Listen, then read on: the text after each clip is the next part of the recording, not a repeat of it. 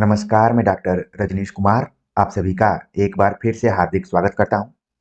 आज के video lecture में हम बात करेंगे एक कॉमन प्रैक्टिस सेट के ऊपर जो कि EMRS, TGT, PGT, BPSC tree की परीक्षाओं के दृष्टिकोण से रामबाण के रूप में देखा जा सकता है और यूजीसी नेट तथा असिस्टेंट प्रोफेसर एग्जाम की परीक्षाओं के दृष्टिकोण से इसको हम रिवीजन के तौर पर ले सकते हैं। प्रैक्टिस सेट के अंतर्गत ये तीसरा सेट हम प्रस्तुत कर रहे हैं। इसके पहले पहला और दूसरा प्रस्तुत किया जा चुका है, आप लोगों ने उसे देखा होगा। उसी क्रम को आगे बढ़ाते हुए हम देखेंगे कि आज की प्रैक्टिस सेट में आपके लिए कितने ऐसे प्रश्न हैं जो कि नए हैं और कितने पुराने प्रश्न हैं। किन प्रश्नों को लेकर आपके मन में कंफ्यूजन क्रिएट हो रहा है या फिर उसको याद करने में दिक्कत हो रही है, समझने में दिक्कत हो रही है। तो चलते हैं, बात करते हैं पहले क्वेश्चन के ऊपर। पहला प्रश्न आप देख रहे हैं, पूछा गया है आल्हा किस ऋतु में गाए जाते हैं। ऑप्शन दिया गया है बसंत ऋतु, वर्षा ऋतु में, ग्रीष्म ऋतु में, हेमंत ऋतु में। तो आल्हा जैसे ही शब्द आपने देखा होगा आपके मन में आदिकाल की रचना परमाल रासु आ जानी चाहिए, जो कि इसका दूसरा नाम है आल्हा खंड। और ये किस ऋतु में गाया जाता है? सही जवाब है वर्षा ऋतु। आल्हा खंड जिसको कि परमाल रासु भी हम कहते हैं, इसके रचयिता कौन है? किन दो वीरों के नाम पर इसको रचा गया है और किस एरिया का है? ये सारे बिंदु आपके दिमाग में आने चाहिए। कुछ विद्यार्थी हैं जो बोलते हैं कि उनका दिमाग ही नहीं काम कर रहा है, तो थोड़ा सा प्रयास करेंगे तो समझने में या फिर दिमाग काम करना शुरू कर देगा। तो आल्हा वर्षा ऋतु में गाया जाता है। अगला प्रश्न है, आचार्य रामचंद्र शुक्ल ने हिंदी साहित्य का आविर्भाव किससे माना है? ऑप्शन दिया गया प्राकृत से, संस्कृत से, पाली से, प्राकृत की अंतिम अपभ्रंश अवस्था से। तो आचार्य रामचंद्र शुक्ल पर हमने कई तरीके से विचार किया है और यहाँ पर आपके दिमाग में तुरंत आ गया होगा कि इसका सही जवाब है ऑप्शन डी, प्राकृत के अंतिम अपभ्रंश अवस्था से हिंदी साहित्य का आविर्भाव आचार्य शुक्ल ने माना है। ये हमने कई मौलिक प्रैक्टिस सेटों में भी बताया है और पढ़ाते हुए भी बताया है, तो इसको आप ध्यान में रखिए। अगला प्रश्न है कि नाट्य वृत्तियों की संख्या कितनी है? नाट्य वृत्तियों की संख्या कितनी है? ऑप्शन दिया गया 5, 7, 4, 9। तो सही जवाब है इसका कि नाट्य वृत्तियों की संख्या 4 है। कौशिकी, आर्यभट्टी, सात्वती और भारती नाम की नाट्य वृत्तियां हैं और इसे तब आप पढ़ेंगे जब आप नाट्य शास्त्र या फिर रस पढ़ेंगे, तो उस समय इन वृत्तियों के बारे में चर्चा की जाती है। अगला प्रश्न है, रस निष्पत्ति के संदर्भ में अनुमितिवाद की स्थापना किसने की है? भट्टलोलट, अभिनवगुप्त, शंकुक, भट्टनायक। तो रस निष्पत्ति जिसका आधार रस सूत्र है, उसी की व्याख्या आगे चलकर आचार्यों ने की। उसमें चारों आचार्यों का नाम विकल्प में दिया गया है। उसमें से एक सिद्धांत पूछा गया, अनुमितिवाद की स्थापना किसने की? सही जवाब है यहाँ पर ऑप्शन सी, शंकुक ने। तो आपके मन में आना चाहिए कि भट्टलोलट ने किसका किया हुआ है, अभिनव गुप्त ने किसका किया है या फिर भट्टनायक ने किसका किया है। पिछले प्रैक्टिस सेट में हमने बताया हुआ था कि साधारणीकरण भट्टनायक, अभिनव गुप्त अभिव्यक्तिवाद, उत्पत्तिवाद भट्टलोलट। अगला प्रश्न भी आपके लिए रिपीटेड है, रिवीजन के तौर पर है कि साधारणीकरण आलंबनत्व धर्म का होता है, यह किसकी मान्यता है? ऑप्शन दिया गया है आचार्य विश्वनाथ, आचार्य नगेंद्र, अभिनव गुप्त, रामचंद्र शुक्ल। तो साधारणीकरण को लेकर हिंदी आलोचना में भी काफी विचार विमर्श हुआ है। सही जवाब है ऑप्शन डी, आचार्य रामचंद्र शुक्ल। अगला प्रश्न है कि रणमल छंद नामक काव्य किसने रचा है? जगनी, श्रीधर, नरपतिनाल, भट्ट केदार। तो ये आदिकालीन रचना है। सही जवाब है ऑप्शन बी, श्रीधर ने रचा है रणमल छंद। अगला प्रश्न है कि गोरख जगायो जोग भगति भगायो लोग, यह उक्ति किसकी है? गोरखनाथ, कबीरदास, विठलनाथ, तुलसीदास। तो इसका जो सही जवाब है, यहाँ पर कंफ्यूजिंग वाला ये प्रश्न है, इसको इंपॉर्टेंट करके आप नोट कर लीजिए। सही जवाब है ऑप्शन डी, तुलसीदास ने इस उक्ति को कहा है, गोरख जगायो जोग भगति भगायो लोग। आमतौर पर जल्दीबाजी में विद्यार्थी ऑप्शन ए को लगा देते हैं, लेकिन सही जवाब है यहाँ पर तुलसीदास। तो इसको एक तरीके से इंपॉर्टेंट करके अपने कॉपी में नोट कर लीजिए। अगला प्रश्न है, जयदेव से प्रभावित विद्यापति की कौन सी रचना है? ऑप्शन दिया गया है पदावली, कीर्तिलता, कीर्ति पताका, कोई नहीं। तो यहाँ पर पूछा गया कि जयदेव से प्रभावित कौन सी रचना है? सही जवाब यहाँ पर ऑप्शन ए पदावली। और एक कथन आपके मन में आ जाना चाहिए कि आध्यात्मिक रंग के चश्मे आजकल बहुत सस्ते हो गए हैं। शुक्ल जी का मानना है कि प्रभावित तो हैं, लेकिन विद्यापति की पदावली में मौलिकता भी है, उनकी खुद की सृजनात्मकता भी है। लेकिन यहाँ पर देखिए प्रश्न तो परीक्षाओं में पूछा जा सकता है कोरिलेट करके। सही जवाब है ऑप्शन ए। अगला प्रश्न है कि उज्जवल नीलमणि के रचयिता है वल्लभाचार्य, स्वामी अग्रदास, रूप गोस्वामी, नंददास। उज्जवल नीलमणि काफी फेमस रचना। सही जवाब है ऑप्शन सी रूप गोस्वामी। जब भक्ति काल का पोर्शन पढ़ेंगे तो वहां पर इस रचना का जिक्र किया जाता है। और जितने भी नाम आपने देखे सभी नाम कहीं न कहीं भक्ति काल से जुड़े हुए हैं। आगे बात करते हैं। जो अगला प्रश्न है क्वेश्चन नंबर 10 पूछा गया कि आचार्य भरत के अनुसार नाट्य मंच कितने प्रकार के हैं? आचार्य भरत के अनुसार नाट्य मंच हमें बताने कितने प्रकार के हैं? ऑप्शन दिया गया है 3, 4, 5, 6। तो इसका जो सही जवाब यहाँ पर ऑप्शन ए 3 प्रकार के नाट्य मंच माने थे भरत मुनि ने। और वो कौन कौन से है? आयताकार, वर्गाकार, त्रिभुजाकार। जो भी विद्यार्थी बीएचयू या फिर किसी सेंट्रल यूनिवर्सिटी में पढ़ते होंगे वहां पर प्रेक्षागृह बनाया जाता है, जिसमें कि समय समय पर कुछ प्रोग्राम भी होते हैं और नाट्य मंचन भी किया जाता है। तो देखिए आप अपने विश्वविद्यालय में देखिए कि किस प्रकार के मंच निर्मित किए गए हैं, आयताकार है, वर्गाकार है या फिर त्रिभुजाकार है। तो भरत मुनि के अनुसार नाट्य मंच तो पूछ लिया गया। कई बार परीक्षा में पूछा जाता है कि भरत मुनि के अनुसार रसों की संख्या कितनी है? इसको भी आप ध्यान में रखिए। जैसे ही मैंने कहा बहुत लोगों के दिमाग में आ गया होगा कि रसों की संख्या उन्होंने कुल कितनी मानी।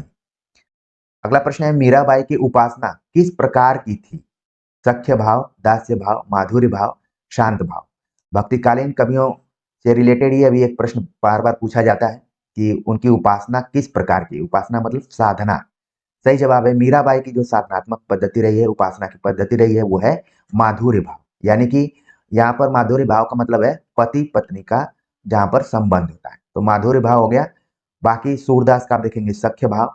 तुलसीदास के बारे में भी कई बार पूछा जाता है, तो इनकी भावना हो गई दास्य भावना तुलसीदास की।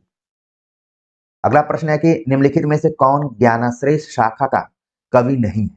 यहाँ पर नहीं पर हमें ध्यान में रखना है कि ज्ञानाश्रय शाखा का कवि नहीं है। ऑप्शन दिया गया सुंदरदास, मलुकदास, कबीरदास, कुंभनदास। विकल्प को देखने के बाद ही तुरंत आ गया होगा दिमाग में।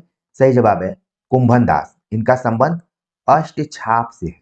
और अष्ट छाप में कौन कौन से कवि हैं, कवि स्थापना हुई, इन पर मैं लगातार चर्चा करता रहता हूं। जो भी विद्यार्थी लगातार जुड़े होंगे उनको बिल्कुल दिक्कत नहीं होगी, उनका दिमाग काम कर रहा होगा। चलते हैं आगे बात करते हैं। अगला जो प्रश्न है मधुमालती किसके काव्य की नायिका है? ऑप्शन दिया गया उस्मान, मंझन, जायसी, नूर मोहम्मद। तो मधुमालती के नाम पे ही उपन्यास काव्य लिखा मंझन ने। सही जवाब है ऑप्शन बी। आप देखेंगे सूफी कवियों की एक खास विशेषता है कि उनकी जो भी काव्य रचना है वो नायिका प्रधान है। ये भी सवाल कई बार पूछा जाता है, इसको आप ध्यान में रख सकते हैं। भ्रमर गीत प्रसंग की कथा का वर्णन भागवत के किस स्कंद में किया गया है? द्वादश, दशम स्कंद, नवम स्कंद, अष्टम स्कंद। तो भ्रमर गीत प्रसंग सही जवाब है ऑप्शन बी। दशम स्कंद में भ्रमर गीत सार का वर्णन भागवत में कुल 12 स्कंदों की चर्चा की जाती है, उसमें 10वें स्कंद में बात की गई है भ्रमर गीत प्रसंग की। अगला प्रश्न है कर्म जोग पुनि ज्ञान उपासन सबही भ्रम भरमायो श्री बल्लभ गुरु तत्व सुनायो लीला भेद बतायो। यह काव्योक्ति किसकी है? तो यहाँ पर बताया गया कि सब जो है वो भरमाने के ही काम में आते हैं, लेकिन श्री बल्लभ गुरु ने जो बताया वो क्या, वो सत्य तक पहुंचने का एक मार्ग बताया। तो ये कौन कह सकता है? ऑप्शन दिया गया है तुलसी, कबीरदास, कुंभनदास, सूरदास। तो जब भी बल्लभाचार्य की चर्चा आएगी तो आप सूरदास पे एकदम से टिक करेंगे। सही जवाब हो गया ऑप्शन डी। अगला प्रश्न है कि रामाज्ञा प्रश्नावली किसकी रचना है? नाभादास, अग्रदास, तुलसीदास, हृदयराम। बदलते हुए पैटर्न में पूछा जा सकता है कि रामाज्ञा प्रश्नावली किस प्रकार का ग्रंथ है। यहाँ पर पूछा गया कि किसकी रचना है। सही जवाब है ऑप्शन सी तुलसीदास की। अगला प्रश्न है मलिक मोहम्मद जायसी ने आखिरी कलाम में किस बादशाह की प्रशंसा की है? मलिक मोहम्मद जायसी ने आखिरी कलाम इनकी एक खास रचना है, इसमें किस बादशाह की प्रशंसा की है? ऑप्शन दिया गया बाबर, शेर शाह, हुमायूं, जहांगीर। सही जवाब हो गया ऑप्शन ए बाबर की उन्होंने प्रशंसा की आखिरी कलाम में। हालांकि मलिक मोहम्मद जैसी समकालीन थे शेरशाह सूरी के। तो ये भी सवाल कई बार पूछा जाता है कि वो किसके समकालीन थे। और यहाँ पर देखिए रचना के दृष्टिकोण से सवाल पूछा गया कि किस बादशाह की प्रशंसा की है। सूरदास की किस रचना में अलंकारों और नायिका भेदों के उदाहरण प्रस्तुत करने वाले कूट पद हैं? ऑप्शन दिया गया है सूर सारावली, सूर सागर, साहित्य लहरी, उपरोक्त में से किसी कोई नहीं, या फिर उपरोक्त तीनों में से किसी में नहीं। तो जब भी कूट शब्द है, इसको हम कई जगह पर दृष्टिकूट भी पढ़ते हैं। तो इसका जिक्र सूरदास की किस रचना में? सही जवाब है ऑप्शन सी, साहित्य लहरी में। तो इसी तरीके से आपको चीजों को ध्यान में रखना है। उम्मीद है कि आपका रिवीजन हो रहा होगा। चलते हैं आगे, बात करते हैं। अगला जो प्रश्न है यहाँ पर कि रसखान किसके शिष्य थे? स्वामी हरिदास, विठलनाथ, बल्लभाचार्य, गोविंद स्वामी। तो रसखान किसके शिष्य थे? ये यहाँ पर सवाल पूछा गया है। तो इसका जो सही जवाब है यहाँ पर कि विठलनाथ के शिष्य थे। विठलनाथ के शिष्य वैसे आप देखेंगे कि अष्ट छाप में भी पाए जाते हैं, लेकिन स्वतंत्र तरीके से रसखान भी विठलनाथ के ही शिष्य माने जाते हैं। इसको इंपॉर्टेंट करके नोट कर लीजिए, कभी भी ये पूछा जा सकता है। अगला प्रश्न है कि शब्दार्थों सहित काव्यम काव्य लक्षण के प्रणेता है? दंडी, वामन, आनंदवर्धन, भामह। तो सही जवाब इसका है शब्द। इसको कई बार आपने पढ़ चुका होगा। शब्दार्थ शब्द और अर्थ के संयोग से काव्य की निर्मित होती है, ये मानना था भामह। ये क्या है? काव्य लक्षण है। आप जब भी भारतीय काव्य शास्त्र पढ़ेंगे तो तीन चीजें ज्यादा पढ़नी होती हैं: काव्य लक्षण, काव्य हेतु और काव्य प्रयोजन। ठीक है, तो ये ध्यान में रखिए कि शब्दार्थों सहित काव्यम जो है वो काव्य लक्षण है। अगला प्रश्न है बिहारी लाल किस राजा के आश्रित कवि थे?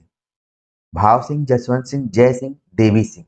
तो बिहारी लाल, जिनको कि हम शॉर्ट में बिहारी भी कहते हैं, सही जवाब है ऑप्शन सी, महाराज जय सिंह के दरबार में रहते थे। और इनके लिए इन्होंने दो लाइन भी लिखी हुई थी। वो कौन सी लाइन है? जिसमें कि अन्योक्ति अलंकार है। ये ज्यादा इंपॉर्टेंट है उस लाइन के बारे में। तो आपके दिमाग में आ गया होगा कि कौन सी वो लाइन थी? नहीं पराग नहीं मधुर मधुर। चलते हैं आगे, बात करते हैं। अगला जो प्रश्न है जो कि आपके लिए एक तरीके से रिपीटेड क्वेश्चन है। अभिधा उत्तम काव्य है, मध्य लक्षणा लीन, अधम व्यंजना रस विरस, उलटी कहत नवीन। तो अभिधा लक्षणा और शब्द शक्तियों के बारे में किसने कहा है? सही जवाब है यहाँ पर ऑप्शन सी, देव की ये उनका मानना है। ठीक है, तो इस तरीके से मैंने विकल्प नहीं पढ़ा, पढ़ देता हूं। मतिराम, कुलपति मिश्र, सुखदेव मिश्र। इसका सही जवाब हो गया देव। अभिधा उत्तम काव्य है। अब हो सकता है कि आगे की परीक्षा में इनको तोड़ तोड़ कर अभी पूछा जा सकता है, तो उनको ध्यान में रखिए कि इस दोनों लाइन को ध्यान में रखिए। अगला प्रश्न है कि अमी हलाहल मद भरे श्वेत श्याम रतनार, जियत मरत झुक झुकी परत, जे चितवत इक बार। यह दोहा किस पुस्तक में वर्णित है? तो पहले तो आपको ध्यान में रखना है कि ये दोहा है। और जब आप आचार्य रामचंद्र शुक्ल का पुस्तक पढ़ेंगे तो वहां पर बताया गया होगा कि इसको लेकर कंफ्यूजन हो जाता है कि ये सही मायने में जिसका है उसको न मानकर दूसरे का मान लिया जाता है। दोहा, तो ये किस पुस्तक से लिया गया? ऑप्शन दिया गया अंग दर्पण, रस पीयूष निधि, बिहारी सत्सई, रस विलास। सही जवाब है ऑप्शन ए, अंग दर्पण। अंग दर्पण किसकी रचना है? ये आपके मन में आ जाना चाहिए तुरंत, रसलीन। लेकिन लोगों को कंफ्यूजन हो जाता है कि ये कहीं बिहारी का तो नहीं है, लेकिन बिहारी का बिल्कुल नहीं है। सही जवाब है इसका रसलीन, अंग दर्पण नामक पुस्तक से लिया गया है। इस बार पुस्तक को आधार बनाते हुए सवाल पूछा गया है, आगे रसलीन को भी बनाकर पूछा जा सकता है, इसलिए ये बहुत ही इंपॉर्टेंट क्वेश्चन है ये। अगला प्रश्न है कि घनानंद किस वैष्णव संप्रदाय के थे? राधा वल्लभ, और माधव संप्रदाय, सखी संप्रदाय, निम्बार्क संप्रदाय। तो घनानंद जब उनको सुजान से विरक्ति हुई तो वो तुरंत दरबार छोड़कर पहुंच गए। एक संप्रदाय से उनका संबंध जुड़ गया। सही जवाब है ऑप्शन डी, निम्बार्क संप्रदाय। अब आप कमेंट्स करके बता सकते हैं कि निम्बार्क संप्रदाय के प्रवर्तक कौन रहे। ठीक है, चलते हैं आगे, बात करते हैं। अगला जो प्रश्न है पूछा गया कि अपनी कहानी का आरंभ ही उन्होंने इस ढंग से किया है जैसे लखनऊ के भांड घोड़ा कुदाते हुए महफिल में आते हैं। आचार्य रामचंद्र शुक्ल ने यह मत किसके संदर्भ में कहा है? तो प्रश्न में ही बता दिया गया कि यह कथन किसका है? आचार्य शुक्ल का है, लेकिन किसके बारे में कहा है? ऑप्शन दिया गया है सदा सुखलाल, सदल मिश्र, इंसाल्लाह खां, लल्लू लाल। तो सही जवाब है ऑप्शन सी, इंसाल्लाह खां के बारे में आचार्य रामचंद्र शुक्ल ने कहा है।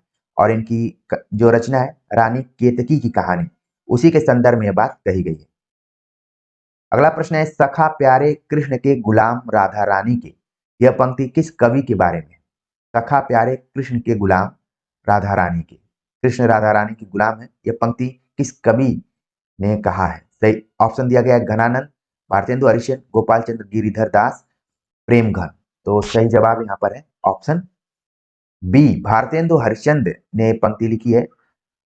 सखा प्यारे इसलिए कई बार ये लगता है कि किसी कृष्ण भक्त कवि द्वारा लिखी गई है, लेकिन ये भारतेंदु हरिश्चंद्र का है। नीचे उनके पिताजी का भी नाम दे दिया गया है गोपाल चंद्र, जिनका की वास्तविक नाम है गिरिधर दास, यानी कि गिरिधर दास गोपाल चंद्र, आपको ध्यान में रखना है। आगे है कि कृष्णायन किस विधा की रचना है? नाटक, महाकाव्य, उपन्यास, खंड काव्य। तो कृष्णायन एक महाकाव्य, सही जवाब हो गया ऑप्शन बी, द्वारिका प्रसाद द्वारा लिखा गया ये महाकाव्य है कृष्णायन। अगला प्रश्न है क्वेश्चन नंबर 27, देखते हैं कि वो प्रश्न क्या कर रहा है। पूछा गया कि निम्नलिखित में से कौन भारतेंदु का परवर्ती गद्यकार है? परवर्ती मतलब बाद का, भारतेंदु के बाद का गद्यकार कौन है?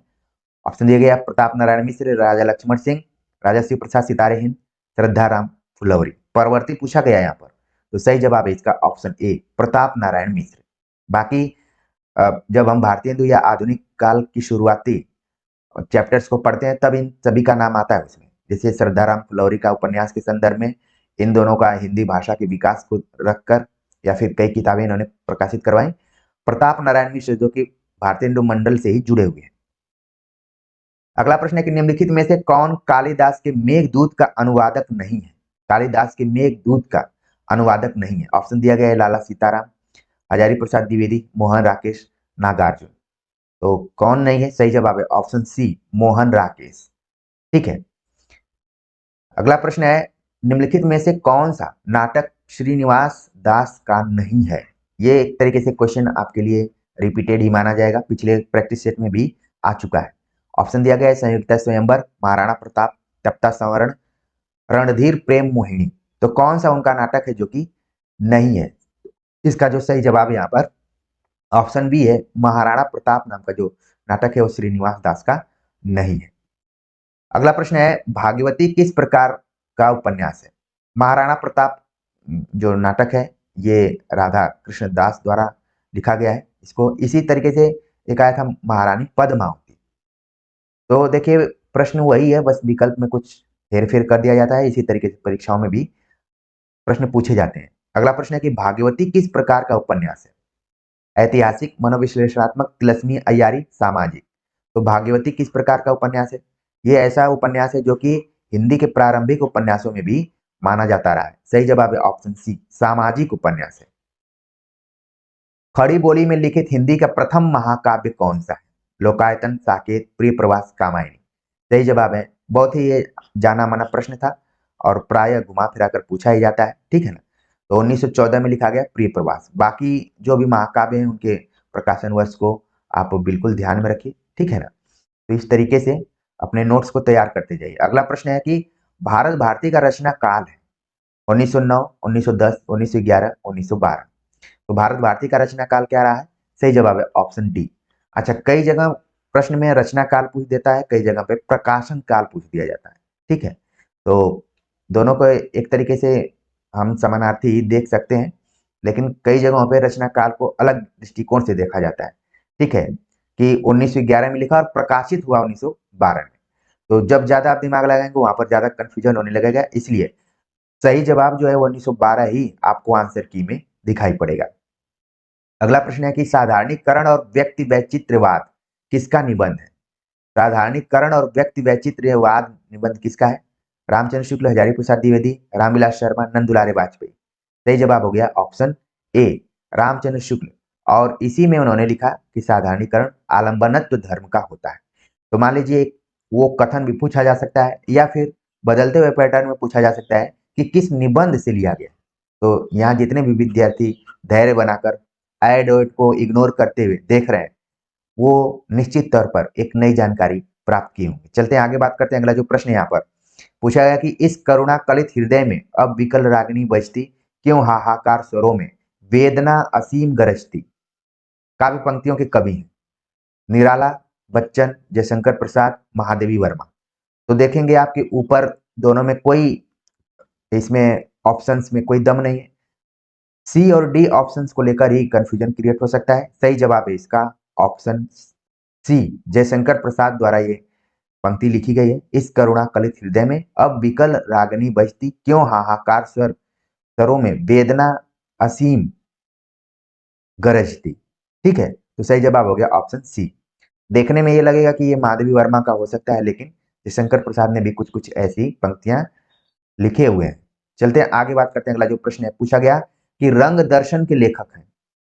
रंग दर्शन के लेखक कौन है? ऑप्शन दिया गया है सीताराम चतुर्वेदी, बलवंत गार्गी, नेमीचंद्र जैन, सुरेश अवस्थी। सही जवाब हो गया ऑप्शन सी, नेमीचंद्र जैन। नेमीचंद्र जैन ने नाटक को ध्यान में रखते हुए बहुत कुछ लिखा हुआ है, जिसमें आपने देखा रंग दर्शन। इसी तरीके से इनकी एक पत्रिका पर आती थी नटरंग। इस तरीके से ये भी सवाल पूछा जाता है। ठीक है, तो नेमीचंद्र जैन का संबंध सप्तक में भी है। किस सप्तक से जुड़े हुए हैं अगर आप कमेंट्स करके बताएं तो ज्यादा बेहतर होगा। वैसे आप अभी ध्यान में रखिए कि रंग दर्शन के लेखक कौन है? नेमीचंद्र जैन। अगला प्रश्न है, हिंदी जाति की अवधारणा के प्रवर्तक हैं। हिंदी जाति किसके आप आलेख में ज्यादातर देखेंगे, आलोचना में देखेंगे कि हिंदी जाति की बात की है। ऑप्शन दिया गया रामचंद्र शुक्ल, रामविलास शर्मा, हजारी प्रसाद द्विवेदी, नगेंद्र। तो हिंदी जाति की बात ज्यादातर करने वालों में है रामविलास शर्मा। ठीक है, इनकी तमाम रचनाओं को आपको ध्यान में रखना है, आलोचनात्मक पुस्तकों को। निम्नलिखित में से कौन गांधीवादी साहित्यकार नहीं है? कौन है जो गांधीवादी साहित्यकार के तौर पर नहीं जाना जाता है? ऑप्शन दिया गया है उपेंद्र नाथ अश्क, प्रेमचंद, विष्णु प्रभाकर, जैनेन्द्र। तो कौन है जो गांधीवादी नहीं है? सही जवाब है ऑप्शन ए, उपेंद्र नाथ अश्क।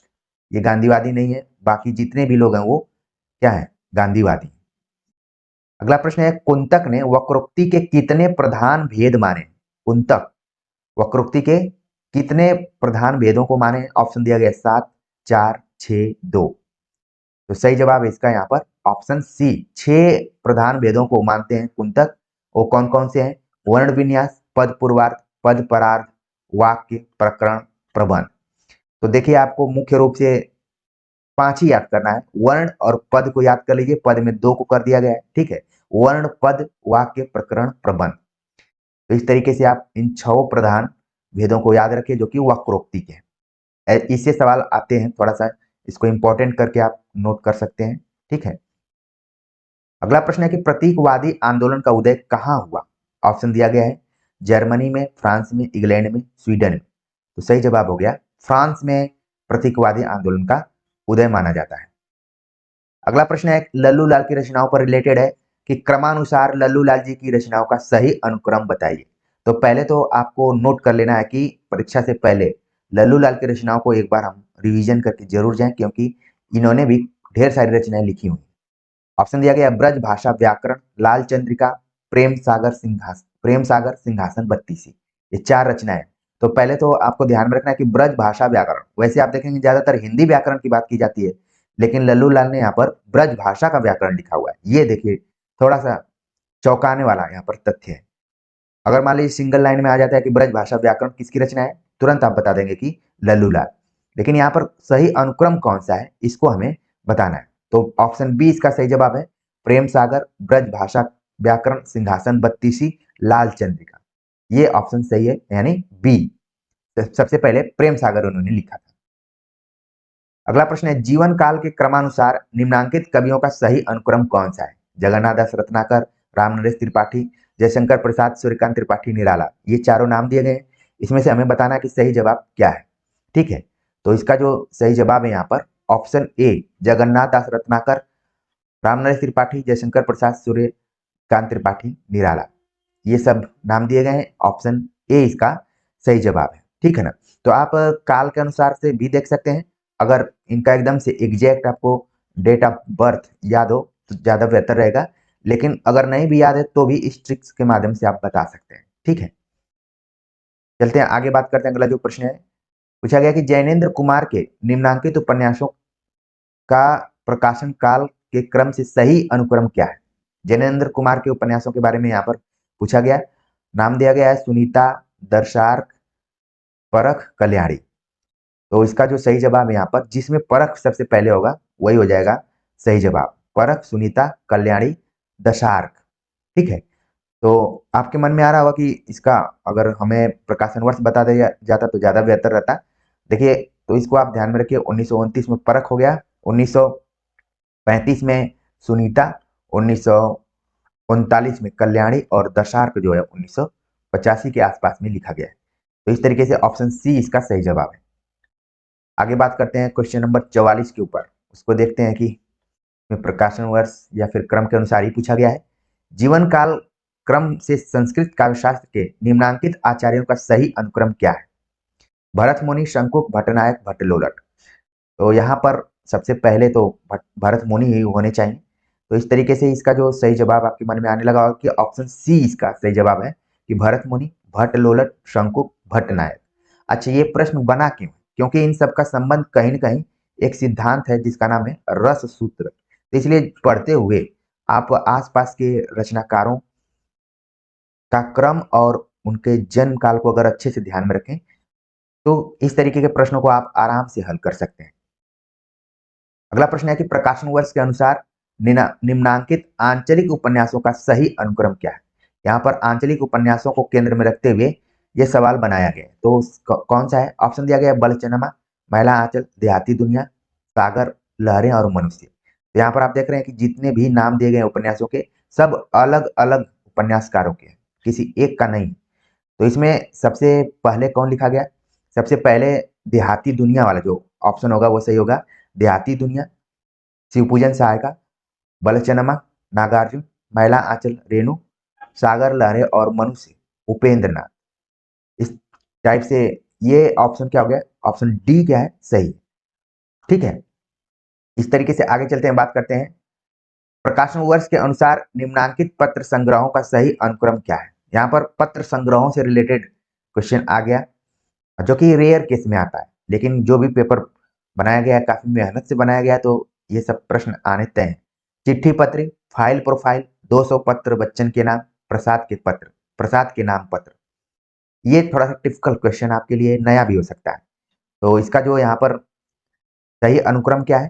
सही अनुक्रम है, पहला ही अनुक्रम सही है, चिट्ठी पत्री, जो कि अमृत राय, ये प्रेमचंद से रिलेटेड है। यहाँ पर फाइल प्रोफाइल, 200 पत्र बच्चन के नाम, प्रसाद के नाम पत्र। ऑप्शन ए इसका सही जवाब है। अगला प्रश्न है प्रकाशन वर्ष के अनुसार निम्नांकित साक्षात्कारों का सही अनुक्रम क्या है? साक्षात्कारों का सही अनुक्रम हमें बताना है। ऑप्शन में नाम दिए गए हैं, रत्नाकर से बातचीत, मैं उनसे मिला, अपरोक्ष, बातों बातों में। तो यहाँ पर जितने भी साक्षात्कार दिए गए हैं सब अलग अलग लोगों के हैं। तो कम से कम इस प्रैक्टिस सेट के कारण आप जाके बुक्स में इन सभी साक्षात्कारों के लेखकों का नाम जरूर ध्यान में रखिए, क्योंकि मैं बताना शुरू करूंगा तो लंबा यहाँ पर वक्त हो जाएगा। फिर भी प्रकाशन वर्ष के दृष्टिकोण से देखें तो इसका जो यहाँ पर सही आंसर है ऑप्शन ए। ठीक है, तो एक चीज आपको यहाँ पर पता चलेगा कि जो थोड़ा सा आप देख रहे हैं कि नए तरीके के प्रश्न दिख रहे हैं, उनके ऑप्शंस, उनके उत्तर एक ही टाइप के सही हो रहे हैं। ऊपर में भी आपने देखा ए सही है, नीचे में भी ए सही है। तो ये ट्रिक भी आप अपना सकते हैं, बिना पढ़े भी इस तरीके के सवालों को कर सकते हैं। चलते हैं, बात करते हैं अगला जो प्रश्न है यहाँ पर, प्रकाशन वर्ष के अनुसार निम्नांकित रिपोर्टार्जों का सही अनुक्रम क्या है? रिपोर्टार्जों को यहाँ पर पूछ लिया गया, नाम दिए गए उनके, वे तो लड़ेंगे हजारों साल, ऋण जल धन जल, तूफानों के बीच युद्ध यात्रा। तो इसमें आप देखेंगे कई ऐसे रिपोर्टार्जों के नाम है जिनको के लेखकों के नाम आपके दिमाग में आना शुरू हो गए होंगे। रेणु से लेकर रांगे राघव, धर्मवीर भारती, इन सबका नाम आ गया होगा। तो इसका जो सही जवाब यहाँ पर है पहला बी ऑप्शन सही है, तूफानों के बीच वे तो लड़ेंगे हजारों साल, युद्ध यात्रा, ऋण जल धन जल। ऑप्शन बी इसका सही जवाब है। आगे बात करते हैं क्वेश्चन नंबर 49। क्या है उसमें? पूछा गया कि सूर्यकांत त्रिपाठी निराला की निम्नांकित रचनाओं का प्रकाशन वर्ष के अनुसार सही अनुक्रम क्या है? तो आप देख रहे हैं कि लगातार कॉमन प्रैक्टिस सेट में निराला की रचनाओं का प्रकाशन वर्ष क्रम के अनुसार प्राय पूछा जा रहा है, तो इसको आपको एकदम से ध्यान में रखना है। नाम दिया गया रचनाओं का, अनामिका, तुलसीदास, अपरा, जूही की कली। तो देखिए इसमें सबसे पहले जो नाम आना चाहिए वो जूही की कली आना चाहिए, लेकिन आप देख रहे हैं कि ये दो विकल्पों में जूही की कली दिया हुआ है, फिर भी सही जवाब इसका ऑप्शन डी वाला है। पहले है जूही की कली, फिर अनामिका, तुलसीदास, अपरा। ठीक है। जूही की कली, जैसा कि आप जानते हैं कि इसको वापस कर दिया था महावीर प्रसाद द्विवेदी ने। ठीक है ना। तो ये 1916 में ये रचना आई। फिर अनामिका 1923 में आ गई। 1938 में आ गई तुलसीदास। और अपरा जो है 1946 में। तो इस तरीके से याद कर सकते हैं। और भी रचना है, जैसे इसमें देखिए राम की शक्ति पूजा नहीं दिया है, लेकिन उसको भी ध्यान में रखना है। सरोज स्मृति नहीं भी है। ठीक है। निम्नांकित उपन्यासों का प्रकाशन वर्ष के अनुसार सही क्रम क्या है? बहती गंगा, कंदील और कुहासे, सोया हुआ जल, सूरज का सातवां घोड़ा। ये उपन्यास दिए गए हैं और प्रकाशन वर्ष के दृष्टिकोण से हमें बताना है कि कौन सा सही है। तो सही जवाब है ऑप्शन ए, बहती गंगा, कंदील और कुहासे, सोया हुआ जल, सूरज का सातवां घोड़ा। ये सभी उपन्यास महत्वपूर्ण हैं। इनके नाम के साथ साथ इनके उपन्यासकारों का नाम भी ध्यान में रखिए। समाचार पत्रों का प्रकाशन वर्ष के क्रमानुसार सही क्रम क्या है? तो यहाँ पर कुछ समाचार पत्रों का नाम दिया गया है और सही क्रम बताना है। देखिए वर्तमान समय में जो भी यूजीसी नेट का पेपर हो रहा है, पहले सीधे सीधे इस तरीके से प्रश्न आते थे, लेकिन अब 4 ऐसे विकल्प दे दिए गए हैं। अब उसके आधार पर क्रम पूछा जा रहा है। ठीक है। थोड़ा सा लेंदी बनाया जा रहा है पेपर का, थोड़ा सा जो है लंबा बनाया जा रहा है यूपीएससी पैटर्न के आधार पे। तो देखिए यहाँ पर प्रकाशन वर्ष के दृष्टिकोण से हमें बताना है कि कौन सा ऑप्शन सही है। सही जवाब है ऑप्शन ए, उदंत मार्तंड, प्रजामित्र, प्रजा हितैषी, आगरा बाजार अखबार। ठीक है। तो इस तरीके से सही जवाब हो गया ए। कुबेरनाथ राय के निबंधों का प्रकाशन काल के अनुसार सही अनुक्रम क्या होगा? कुबेरनाथ राय और विद्यानिवास मिश्र, इन सबसे आता है सवाल। तो कुबेरनाथ राय के निबंधों का यहाँ पर दिया गया है। गंधमादन, आगम की नाव, रस आखेटक, निषाद बांसुरी। तो सही अनुक्रम इसका क्या है? ऑप्शन सी इसका सही जवाब है। पहले रस आखेटक है, फिर गंधमादन, निषाद बांसुरी, आगम की नाव। ये इसका सही अनुक्रम है। ठीक है। क्योंकि रस आखेटक 1971 में इसका प्रकाशन हुआ, गंधमादन 72 में, निषाद बांसुरी 74 में, और आगम की नाव जो है ये 2008 के आसपास में प्रकाशित हुआ है। अगला जो प्रश्न है कि जीवन काल की दृष्टि से निम्नांकित निबंधकारों का सही अनुक्रम है। बाल मुकुंद गुप्त, महावीर प्रसाद द्विवेदी, रामचंद्र शुक्ल, सरदार पूर्ण सिंह। ये नाम दिए गए हैं। इसके आधार पर हमें बताना है कि सही अनुक्रम कौन सा है। सही जवाब है ऑप्शन सी, महावीर प्रसाद द्विवेदी, बाल मुकुंद गुप्त, सरदार पूर्ण सिंह, रामचंद्र शुक्ल। तो इसमें आप देखेंगे कि महावीर प्रसाद द्विवेदी, जो कि इनका जन्म 1864 ईस्वी में हुआ। इसके बाद बाल मुकुंद गुप्त जस्ट इनसे 1 साल बाद पैदा हो गए, 65 में। सरदार पूर्ण सिंह का जन्म हुआ 81 में। ठीक है। और रामचंद्र शुक्ल का जन्म हुआ 84 में। तो इस तरीके से सही जवाब हो गया सी ऑप्शन। अगला प्रश्न है क्वेश्चन नंबर 54। पूछा गया कि हरिशंकर परसाई के निबंध संग्रहों का प्रकाशन वर्ष के अनुसार सही अनुक्रम क्या है? हरिशंकर परसाई जो कि व्यंग्यकार के तौर पर जाने जाते हैं, इनके भी निबंधों से खूब सवाल पूछे जाते हैं और अनुक्रम में तो पूछा ही जाता है। नाम दिया गया है पगडंडियों का जमाना, सदाचार का ताबीज, ठिठुरता हुआ गणतंत्र, सुनो भाई साधु। ये सब इनके निबंध संग्रहों के नाम है। हमें बताना है कि सही अनुक्रम कौन सा है इसमें। सही जवाब है ऑप्शन ए, पगडंडियों का जमाना, सदाचार का ताबीज, ठिठुरता हुआ गणतंत्र, सुनो भाई साधु। ठीक है। चलते हैं आगे बात करते हैं। अगला जो प्रश्न है, निर्मल वर्मा के निबंधों से रिलेटेड यहाँ पर क्वेश्चन आ गया कि कौन सा जो अनुक्रम है वो सही है। ऑप्शन दिया गया आदि, अंत और आरंभ, शब्द और स्मृति, शब्दा शताब्दी के ढलते वर्षों में, कला का जोखिम। तो देखिए अनुक्रम तो हम ध्यान में रखेंगे ही, बाकी आपको इन निबंधों के नामों को भी ध्यान में रखना है, क्योंकि ये बहुत ही महत्वपूर्ण नाम दिए गए हैं। ये सब वन लाइनर क्वेश्चन में भी आ सकते हैं। तो यहाँ पर हमें बताना है सही अनुक्रम क्या है। ठीक है। तो चारों विकल्प में यही सब घुमा फिरा कर दिया गया है। सही जवाब है ऑप्शन सी, शब्द और स्मृति, कला का जोखिम, शताब्दी के ढलते वर्षों में, आदि, अंत और प्रारंभ। ऑप्शन सी इसका सही जवाब है। अगला प्रश्न है स्थापना और तर्क से संबंधित। पूछा गया है कि रस ही ब्रह्म है, इस रस को पाकर पुरुष आनंदित हो जाता है। यह रस सबको आनंदित करता है, क्योंकि करुण रस की अनुभूति केवल पुरुष को होती है। तो स्थापना दी गई और तर्क दिया गया। अब इन दोनों में तालमेल होना चाहिए। यहाँ पर देखिए जो स्थापना है ये क्या है, सही है, ठीक है। और लेकिन कहा गया कि करुण रस केवल पुरुषों में होती है, ये क्या है, गलत है। तो इस तरीके से सही जवाब होगा कि ए सही है और आर क्या है, गलत है। ऑप्शन बी इसका सही जवाब है, ठीक है। एक चीज आपने देखा होगा कि जो यहाँ पर स्थापना दी गई है, ये एक आचार्य के द्वारा दी गई संस्कृत में अनुवाद है इसका, ठीक है। विश्वनाथ का नाम हमने पिछले प्रैक्टिस सेट में बताया हुआ था, लंबा चौड़ा एक कथन आया था, उसी का ये संक्षिप्त अनुवाद करके यहाँ पर रख दिया गया। स्थापना तर्क से रिलेटेड ऐसे ही प्रश्न बनते हैं। हिंदी में स्वच्छंदतावाद की अवधारणा इतनी व्यापक है कि वह संपूर्ण छायावादी कविताओं को अपने में समाविष्ट कर लेती है, क्योंकि छायावादी कविताओं में केवल रोमानियत अभिव्यक्त हुई है। तो यहाँ पर हमें बताना है कि दोनों में कौन सही है, कौन गलत है। देखिए यहाँ पर बताया गया कि जो स्वच्छंदतावाद है वो संपूर्ण छायावादी कविताओं को अपने में समाविष्ट कर लिए, ये गलत है। स्वच्छंदतावाद जस्ट इसके पहले थोड़ा सा विवाद चला हुआ था, फिर समानांतर कुछ चला, फिर इसके बाद छायावाद ने खुद अपनी एक तरीके से अवधारणा बनाई छायावादी कवियों ने। तो इसके हिसाब से ये स्थापना गलत है। और कहा गया कि इसमें केवल रोमानियत अभिव्यक्ति हुई, ये भी गलत है। इस तरीके से आप देखेंगे कि दोनों क्या है, गलत है, ठीक है। तो इस तरीके से स्थापना तर्क का यहाँ पर सवाल आ गए। और आगे देखते हैं, काव्य का सत्य जीवन की परिधि में सौंदर्य के माध्यम द्वारा व्यक्त अखंड सत्य है, क्योंकि सौंदर्य कला मात्र का सत्य है। स्थापना दिया गया और तर्क दिया गया। अब इसमें हमें बताना है कि कौन सही है और कौन गलत है। तो काव्य का सत्य जीवन की परिधि में सौंदर्य के माध्यम द्वारा व्यक्त अखंड सत्य है, ये भी ये ऑप्शन क्या है, स्थापना सही है। और जो तर्क दिया गया कि क्योंकि सौंदर्य कला मात्र का सत्य है, इस तरीके से तर्क और स्थापना दोनों क्या है, सही है। ए और आर दोनों सही हैं। अगला प्रश्न है कि क्लासिक साहित्य जीवन की चिरंतन समस्याओं का समाधान है। क्लासिक साहित्य, ठीक, क्योंकि जीवन की मूल्य व्यवस्था अपरिवर्तनशील होती है। अब हमें बताना है कि इसमें कौन सही है और कौन गलत है।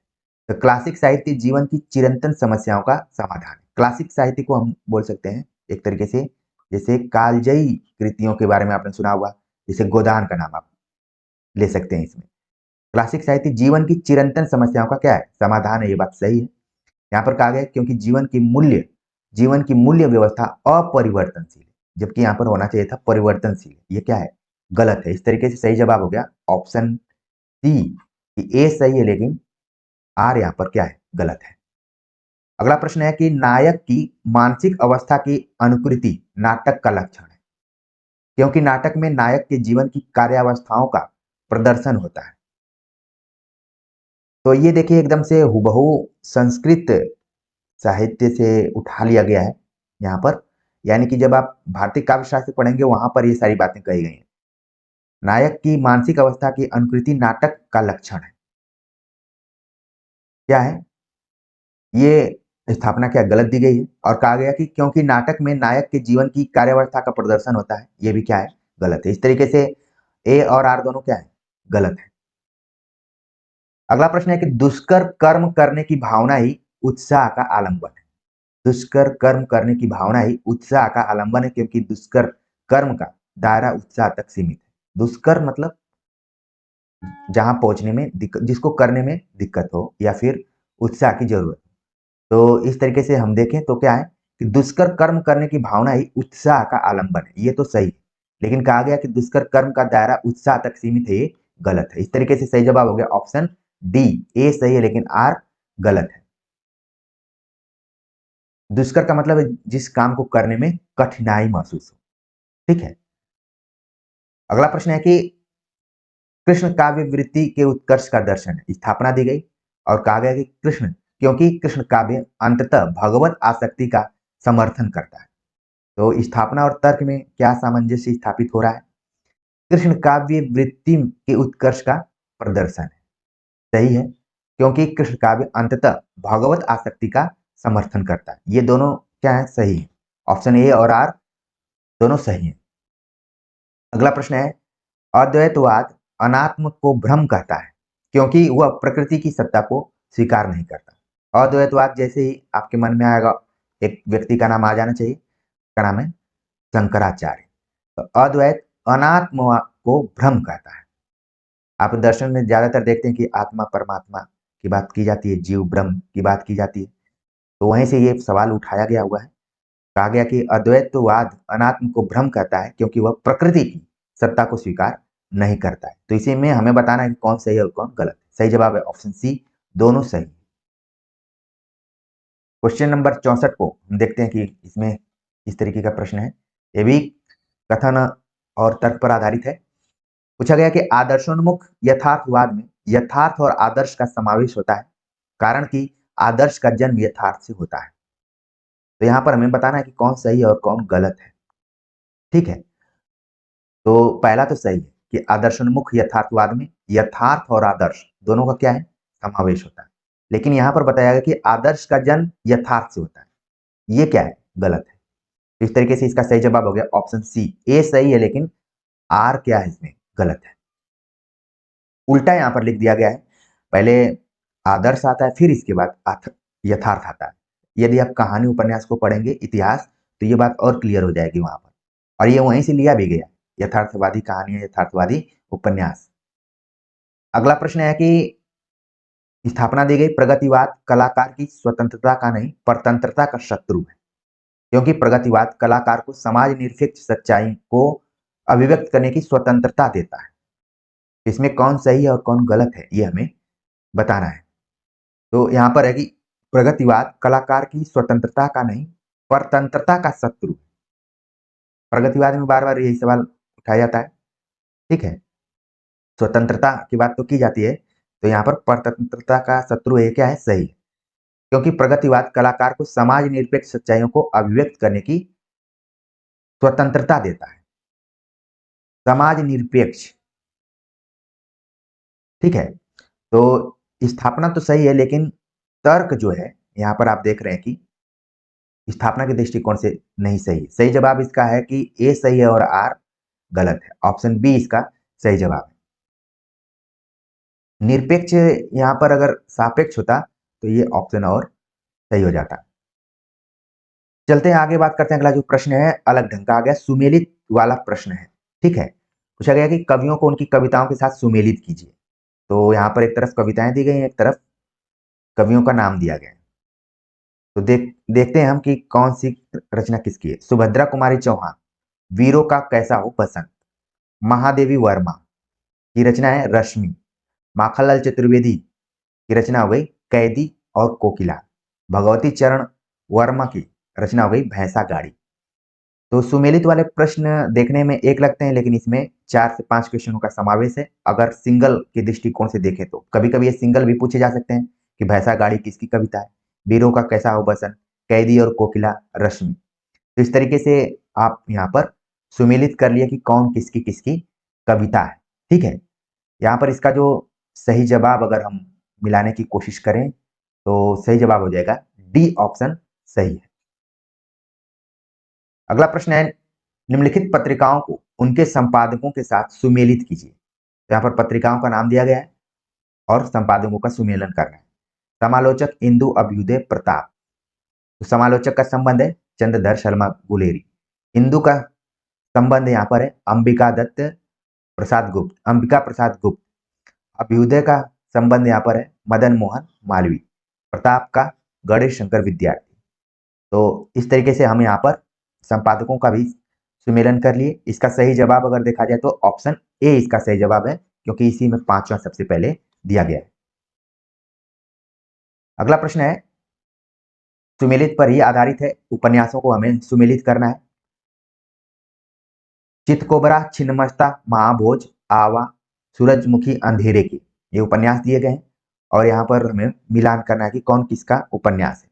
तो मनु भंडारी का उपन्यास हो गया महाभोज। एक विद्यार्थी ने कमेंट्स किया कि महाभोज को कहानी में रखा जाए, उपन्यास में रखा जाए कि नाटक में।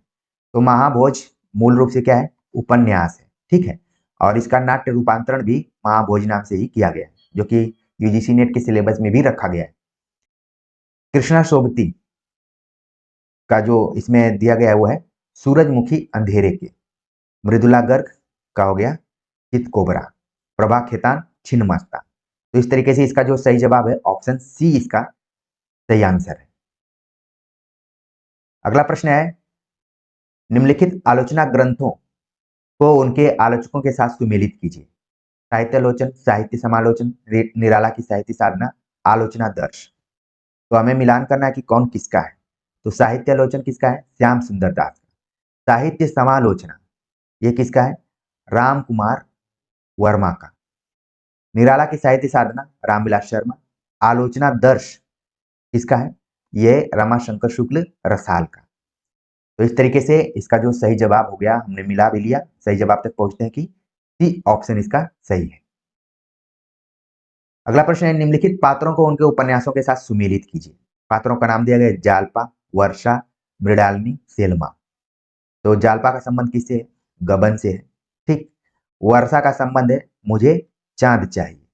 मृणालिनी का संबंध है त्यागपत्र से। सेल्मा का संबंध है अपने अपने अजनबी से।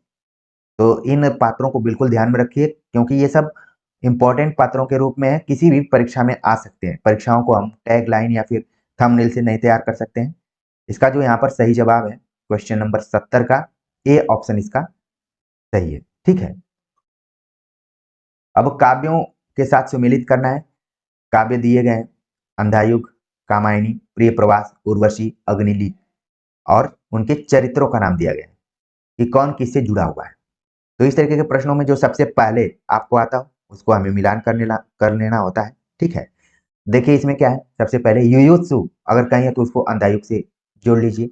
ठीक है। सी का जो 1 है आप देख रहे हैं कि दो दो जगह पे दिया गया है, तो पहले तो युयुत्सु हो गया। ठीक। इसके बाद पुरूरवा का संबंध हो जाएगा उर्वशी से, मानव का संबंध होगा कामायनी से, राधा का संबंध हो जाएगा प्रिय प्रवास से। तो इस तरीके से इसका जो सही जवाब हो गया ऑप्शन बी हो गया। अब देखिए यहां पर मनु नहीं लिखा है बल्कि मानव, मनु का पुत्र था मानव। अगला प्रश्न है जो पूछा गया कि निम्नलिखित सिद्धांतों को उनके विचारकों के साथ सुमेलित कीजिए। सिद्धांत दिए गए हैं उदात्त तत्व, संरचनावाद, विखंडनवाद, निर्वैयक्तिकता का सिद्धांत।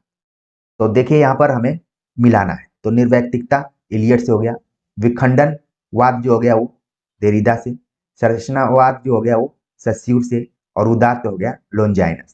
तो इस तरीके से इसका जो यहाँ पर सही जवाब हो रहा है वो ऑप्शन सी हो रहा है। ठीक है, कि ए का 2 और बी का 4। ठीक। सी का 1 और डी का 5। इस तरीके से सही जवाब हो गया ऑप्शन सी। पूछा गया कि निम्नलिखित कहानियों को उनकी कहानीकारों के साथ सुमेलित कीजिए। कहानियां दी गई हैं और कहानीकार हैं। ग्रामोफोन, रोज, चीफ की दावत, मिस पाल, फेस।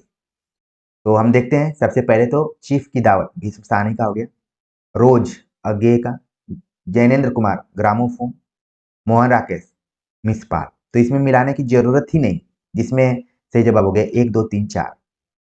ठीक है। देखिए इस तरीके से ये इसको क्या अगर क्रिकेट की शैली में बोले तो या तो फुल टॉस है या फिर गुगली है।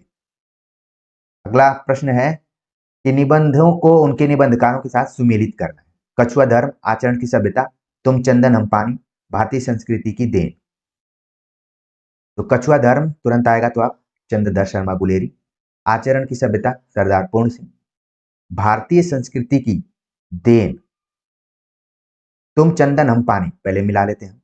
यहाँ पर तुम चंदन हम पानी हो गया विद्या निवास मिश्र, और भारतीय संस्कृति की देन हजारी प्रसाद द्विवेदी।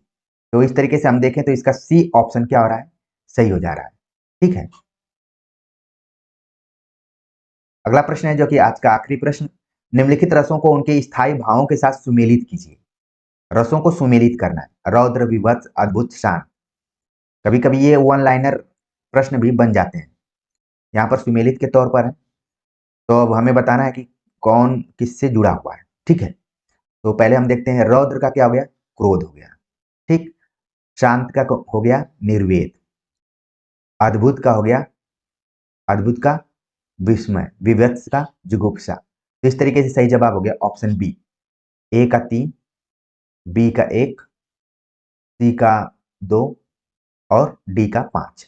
इस तरीके से सही जवाब हो गया ऑप्शन बी। इनको आप वैसे भी नोट कर सकते हैं या फिर ध्यान में रख सकते हैं। तो इस तरीके से हमने कुल 75 सवालों पर चर्चा की। अलग अलग तरीके के सवाल रहे, कुछ नए सवाल, कुछ पुराने सवाल। तो कॉमन प्रैक्टिस सेट नंबर 3, उम्मीद है कि आप सभी को अच्छा लगा होगा। कमेंट्स कर जरूर बताइएगा। मिलते हैं एक नए टॉपिक के साथ, प्रैक्टिस सेट के साथ। तब तक के लिए नमस्कार।